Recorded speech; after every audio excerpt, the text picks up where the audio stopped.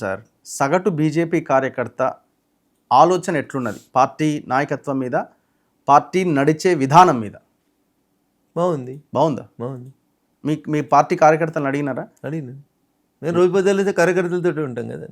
సరే, మీ నియోజకవర్గంలో బాగుందేమో, అన్ని నియోజకవర్గాల్లో బాగుందా? అంతటా బాగుంటుంది. కడుపు ఇంపుకుంటే కాళ్ళ మీద పడుతుంది, చింపుకోవద్దు కడుపుని. ఎవరైనా ఒకరిద్దరు ఆవేశంగా మాట్లాడితే దానికి నేనేం చేయలేను.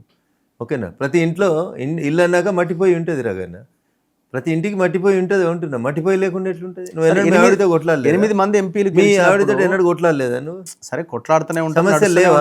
కామన్ గా వస్తూనే లేవా? వస్తాయి. మరి తిట్టుకున్నావు కదా, మీరు పరిష్కరించుకోలేకపోతున్నారు. ఎవరన్నారు? అంటే ఆ దిశగా మీరు ప్రయత్నం కార్యకర్తల పోరాటాన్ని నిరుత్సాహపరుస్తున్నారు, మీరు కార్యకర్తల పోరాటం నిరుత్సాహం అయితే ఇంతమంది సర్పంచులు ఎంతమంది వార్డు మెంబర్లు ఎంత రావాల్సి ఉండే? ఏంటిది ఎంత రావాల్సి? 0 ఉన్నాడు 35 దాకా వచ్చిండు క్వార్టర్లీ ఎగ్జామ్స్ లో. సంతోషపడు.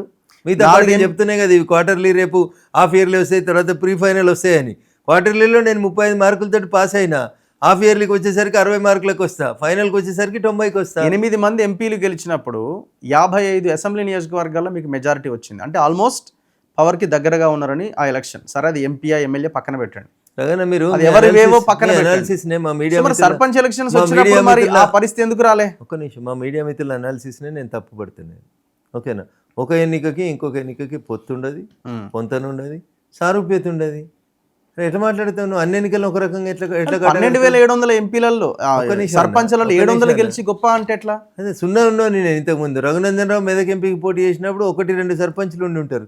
ఇలా 85 మంది సర్పంచులు గెలిచిరు మెదక్ పార్లమెంట్ పరిధిలో, 100 మంది ఉప సర్పంచులు గెలిచిరు. దీన్ని ఎందుకు క్రెడిట్గా తీసుకో? నువ్వు నిరాశావాదివి, నేను ఆశావాదిని.